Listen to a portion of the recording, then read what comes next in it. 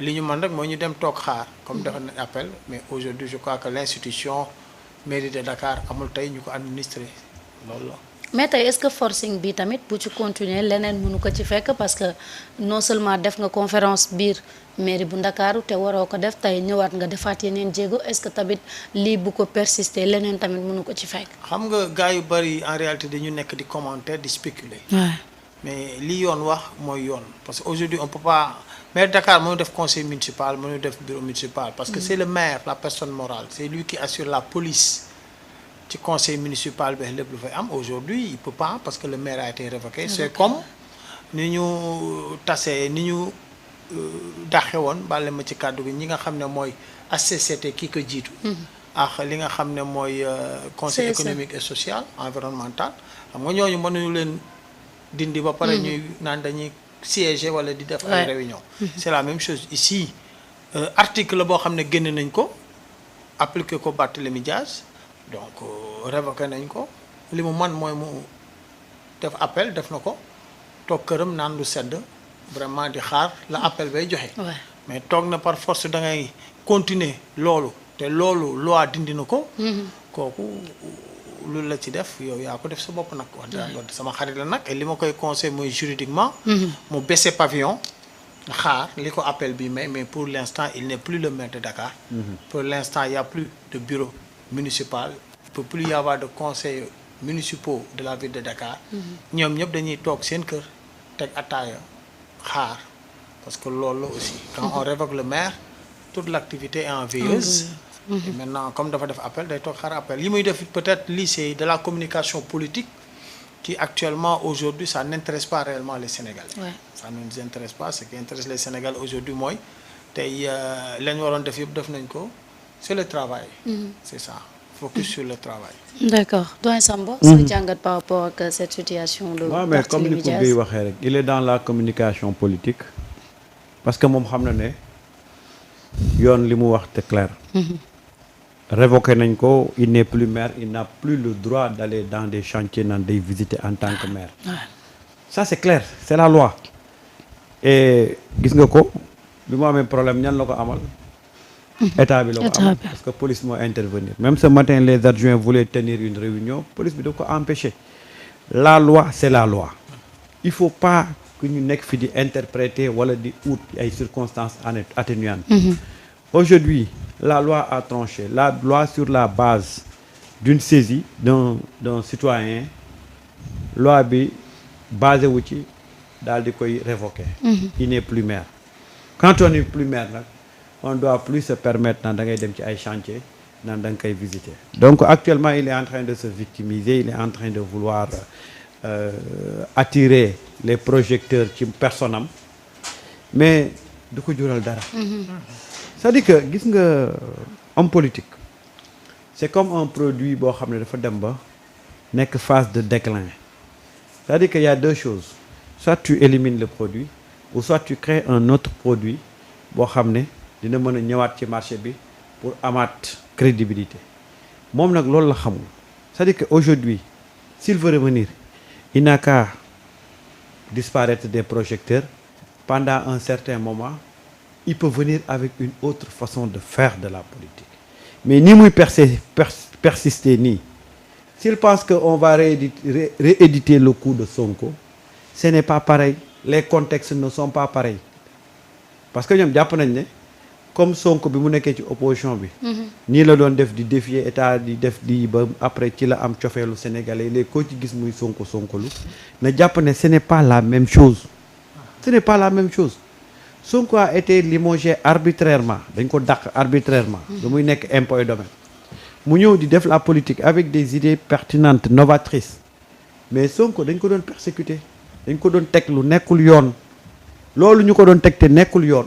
moom la Sénégalais yi avec son discours moom la Sénégalais yi tax ba ànd ak moom nag moom il peut pas faire comme Sonko parce que les parcours ne sont pas les mêmes le contenu des discours du benn ensuite moom kenn tegu ko lu dul yoon parce que jusqu'ici liñ ko teg yëpp mais c'est basé sur des textes loolu moo tax d'ailleurs mu dem saisir cour d'appel ou cour suprême pour demander à ce qu'on annule li tax ñu dàq ko. dàq ko. Ça veut dire que aujourd'hui c'est lui et l'État.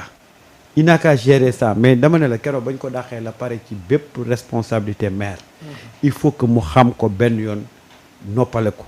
ce qu'il fait là ça n'a pas de sens. ça n'a pas de sens. te bu fekkee ne da ngay jàpp ne yaa ngi attirer sympathie nit ñi mais il se trompe lourdement. Ouais. il se trompe lourdement gis nga Sénégal xam nga lu ñu ignorer xaw ma lu ñu ignorer de mais ignorer wuñ loi. ñoom dès l'instant que mu nekk loi tegu ci yoon non gars yi pare nañ ci. maintenant nag si c'était un combat politique mën nañu wax mais lii c'est entre lui et l'État. Malheureusement, il y a des gens qui essayent de faire le parallélisme, de dire le nom de Sonko et le nom de Pastef. Parce que le nom de Sonko revient toujours mais dans cette toujours c'est comme ça. Ils cherchent les arguments les plus légers. C'est naturel que le nom de Sonko. Pour dire qu'on peut cacher. Non, pas du tout, parce qu'aujourd'hui, moi, le combat, il a entamé un combat entre moi et Sonko.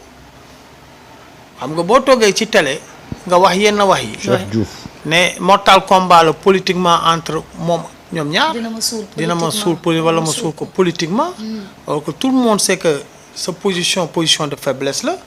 donc il faut que tur bi génn ci. mais li am solo mooy que ba fi ñu nekk nii je crois que yoon moo am. que soo amee nekk dans une mauvaise posture il faut savoir raison garder.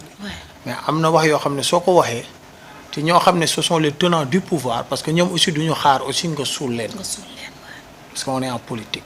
moo tax le verbe est extrêmement important face à certaines situations. Souvent il faut savoir se mettre à l'infinitif et ne pas se conjuguer. loolu moo ko dal fii. il a été révoqué il faut qu'il se mette à l'infinitif éviter de se conjuguer parce que il risque d'outrepasser même la loi indil ay boppam ay jafe-jafe. est-ce que dafay bañ a suulu parce que Barthélémy Diaz qui perd li nga xam ne moom la gënoon bëgg muy mairie bu Ndakaaru ça veut dire que Barthélémy Diaz est fini quand même. vous savez quand on dit que quand tu joues avec le feu tu risques de te brûler. Il a joué avec le feu pourquoi parce que na mu meloon ak Sonko man jàppoon naa ne dara xajatul seen diggante. lu dul lu rafet. maintenant nag àddina yenn saa yi mu am ay similitudes. mais aujourd'hui jàpp naa ne même bu waree kii sax dafa war a rafet. gis nga même tàggalu ko bu rafetee coono du am après. mais yenn propos ak yenn positionnement yi aussi day gën a effrité wu day gën a jaxase mbir mi. et loolu moo leen dal et tey jii qu'on le veuille ou pas c'est la loi qui s'applique. parce que yaakaar naa ne mosul xalaat na peut-être lii dina am. et tey boo xoolee sax assemblée nationale li tax ñëwul joxe na ay raisons mais man jàpp naa ne il pouvait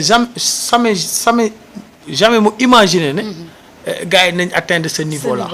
Et ce niveau-là il faut ñu atteindre ko parce que dañ ne jubal jubbanti.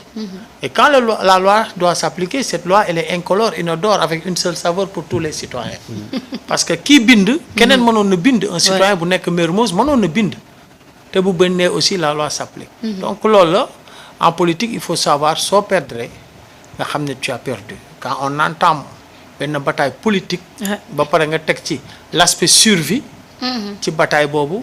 quand tu meurs il faut accepter ñu defal la say condoléances teg la à côté et loolu moo xew c'est ça la gis nga dëgg moo metti waaw ce combat-là était un combat politique qui devait pas exister en principe su fekkoon ne dañu teg rek affaire yu gentleman mais ce combat-là a existé et sur la place publique wax na wax yoo xam ne aussi ak loo mën a am différent politique waroo ko wax waaw un combat damay suul baa ma suul ko politiquement te nit ki nga nekk en position de faiblesse mais dañuy appliquer la loi rek et da ngay suulu et looloo ko dal kenn ñaanalu ko nag parce que man mi di wax suma xarit la mutuellement on se voue un grand respect sama waay la fu ñu gisee dañuy waxtaan bu baax a baax koor gële passé indil na ma pañe ndogu yónnee na ma ko et sama xarit la mais encore une fois politique moo tëddee nii mais aussi quand la loi s'applique la loi elle s'applique sans demi-mesure waxoon na ko sax en fait ci jamono yi ñu tegee loxo Ousmane Sonko mu ne yoon la l'État a toujours raison l'État. même si l'État n'a pas raison l'État a raison. non xam nga Marieta gis naa ñuy teg vidéo Sonko bi muy défendre Barthélémy Diaz. pour mu participer ci élection yooyu.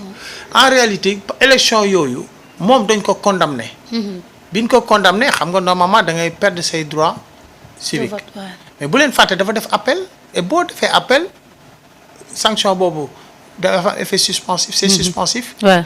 donc obligatoirement par force dafay bokk ci élection 2022 yi. donc biñ ci bokkee mu gagné ko aussi day ko mais dafa am lu daanuwaat. muy appel ba mu defoon dañ ko condamné définitivement gis nga à partir de ce moment là. Ouais. ça devait s'appliquer. maintenant nag suñuy état yi suñuy loi yi gars yi ni ñu koy jouer suivant fi nga far moo indi yenn coow la. Ouais.